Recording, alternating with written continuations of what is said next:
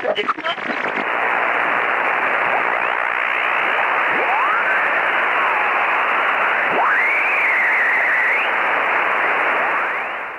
YouTubers and fellow hams. Well, we're going to have a look today at tracking satellites under Linux for hams. There's many different distributions of Linux. Two popular ones are Debian and Ubuntu. Many others are based on Debian, as is Ubuntu, so what I'm talking about in here is mostly going to apply to those. If you're using Red Hat or some other program, parts of this are not going to be helpful to you. But for most of you running Linux, this will apply. So on your Linux desktop, there are, well, first thing we need to do is we need to install some software. And there are different ways to do that. The hardcore guys like to use the command line. We're only going to use the command line for one thing if you don't already have it. There is a program called Synaptic, and it is a package manager, a graphical program for letting you install software that's available for your distribution. And we want that, believe me. It's much easier than doing things through the command line. So if you don't already have Synaptic, you need to install it. And to do that, you'll only have to do one thing in the terminal. So open a terminal, and when you're in there, type sudo apt dash get space install space synaptic synaptic. When I hit return, it's going to ask for my password, and then it's going to install the Synaptic Package Manager. And it's done. Now I can exit the terminal.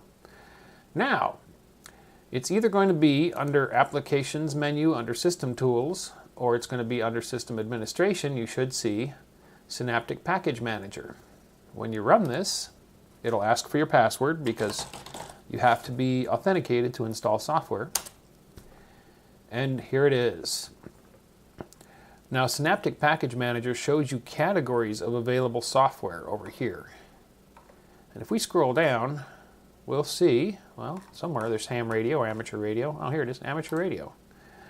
So there's categories of different things you can search for, and you can scroll through the list and look at all the amateur radio software that's in here, things like that you'll recognize, like FLDigi. What I'm looking for is this one, Gpredict, Satellite Tracking Program. So I could find it by searching through the categories like this and scrolling around, or if I know what I'm after, I could just click search, and I could search for Gpredict. And there it would find it for us. So Gpredict is a lightweight, very capable satellite tracking program focused on ham radio. It's very efficient. It'll run great on an older machine, on older hardware, older Pentium laptops or whatever. It hardly uses any CPUs. So I've selected it, marked it for installation. All I do is hit apply. And it will download Synaptic and install it, or Gpredict and install it. Now we can close Synaptic Package Manager, and if I go to my Applications menu, I see a ham radio menu, and under here, GNOME Predict. Here it is. So this is Predict. It's showing us a few default satellites, but the first thing we want to do after we install it is we want to update its database of satellites. It uses what's called TLEs, two-line elements. They are a standard method of publishing satellite tracking data from NORAD. NORAD tracks tens of thousands or hundreds of thousands of objects orbiting the Earth, including all the satellites, and they publish information on the current position of various satellites.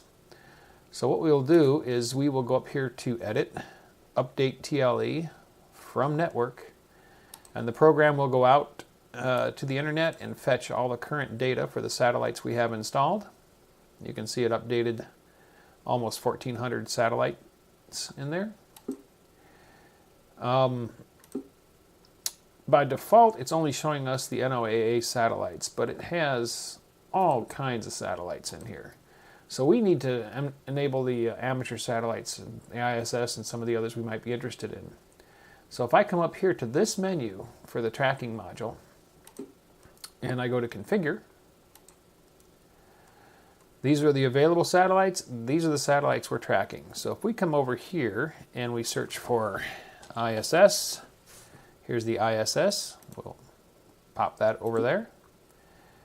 We could search for the Oscar satellites. I think they all start with OA. No.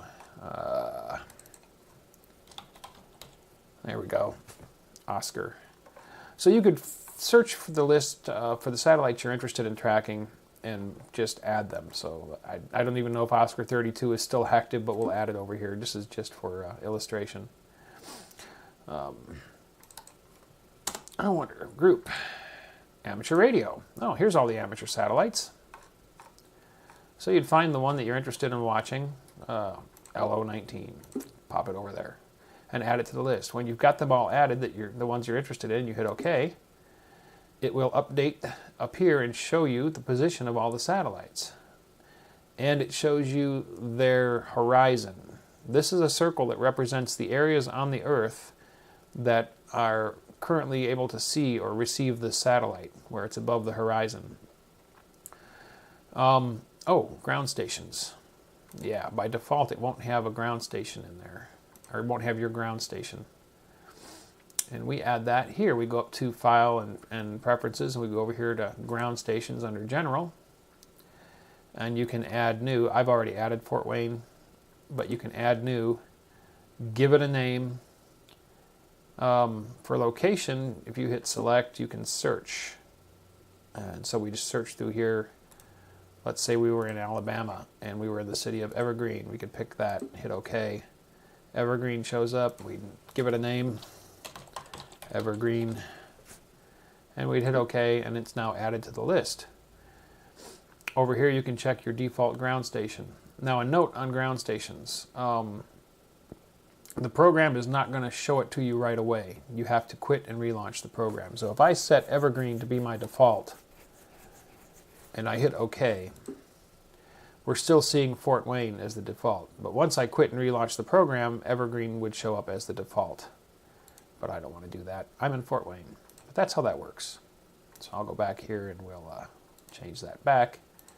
And we'll delete that one. So you set your ground station. And the reason for doing that is not only so you can see where you're at on the map and which satellite is in your range, but also this target here, this shows our visible horizon and where the satellite is that we're watching. So right now NOAA 18 is over to the west, way down on the horizon, elevation 3.7 degrees. So it's right down at the horizon right now, and you can kind of see that here on its footprint. Let's say we're interested in the ISS. I can click on it here, select it over here. This is some interesting information it shows you. It shows you its current position, elevation, and all kinds of other goodies. But the one I'm interested in is next event. This is the next time that ISS is going to be passing overhead, and we get a date.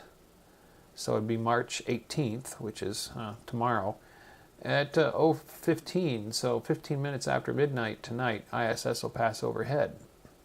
If I want more data on that pass, I can come up here, show next pass, and Predict will show us the pass as it's going to take place. The time that we will acquire the signal, that it will come above the horizon, its azimuth, which way you point, and its elevation. And you can see as it passes how the elevation rises and then falls off. So the highest elevation of this is only going to be 15 degrees. It's not going to be very high above the horizon at all. That's not a good pass. Directly overhead, elevation would be 90 degrees, which would be straight up. So the closest that these numbers are going to get to 90, the better the pass, because it's going to come right overhead if those are near 90.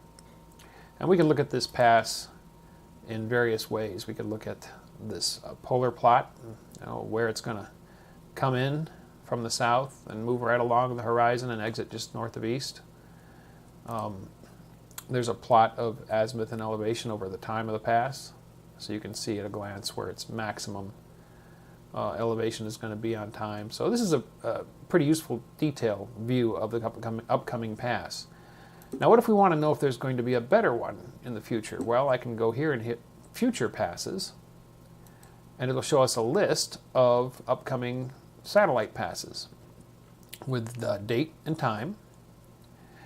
And what I want to look at is I want to look at maximum elevation. Because remember, the closer that is to 90, the better the pass. So it looks like tomorrow at 1:51 in the morning, it's going to hit 57 degrees. Now that's far enough up on the horizon that you could probably get a fair signal from it if you were trying to receive the ISS. Here's one that's much better, 75 degrees. We still don't have any that are close to 90, so it's not going to be good for the ISS for the next couple of days. But this one, which is going to be on Sunday at almost 1 in the morning, is going to be a fairly good pass. So Predict can show you upcoming passes on the satellites that you're interested in. If I wanted to see when NOAA 18 is going to pass overhead, I'd come up here and I'd pick it in my list and just say future passes. And look at these numbers. Oh, here's a good one. Look at that.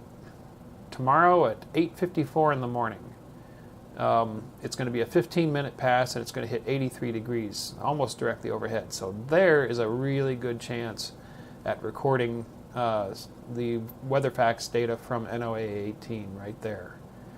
So this is where Gpredict is useful. If you want to see these satellite ground tracks in real time up here, you can just right-click on the satellite and say Show Ground Track, and it will show you where it's going on each orbit. So you can see as it's, it passed near us, and now it's going to be farther and farther away with each consecutive orbit. But you can see its path traced on the map up here. So Gpredict is a very useful program under Linux for tracking satellites and figuring out when they're going to pass overhead and when your best chances are to monitor them, record them, or work through them. Gpredict does have the ability to do radio and antenna control, where you can have it control the transmit and receive frequencies of your radio to take into account Doppler shift. It's a little complicated setting this up. It requires another little piece of software that you have to run at the command line with a lot of detail about your rig control. But once you set that up, this is extremely useful. As you know, Doppler effect causes frequencies to shift as the satellite approaches you and moves away, and this will allow you to have your radio automatically controlled by Gpredict as the satellite passes, so you don't have to keep twiddling the dial. You could also have it control antenna aiming. Antenna control. I don't have it configured. But with antenna control, you could have it aim your antenna if you had a properly set up set of Yagis with a couple of rotors on it for azimuth and elevation. So quite a powerful piece of software, easy to use, and of course free, as most things are with Linux. So there you go, Gpredict. Thanks for watching. If you enjoyed the video, don't forget to give it a thumbs up. Also, if you're not already a subscriber, click to subscribe. Join us on the Facebook channel for discussion about the videos. And if you'd like to help support this channel, please click to support me on my Patreon page.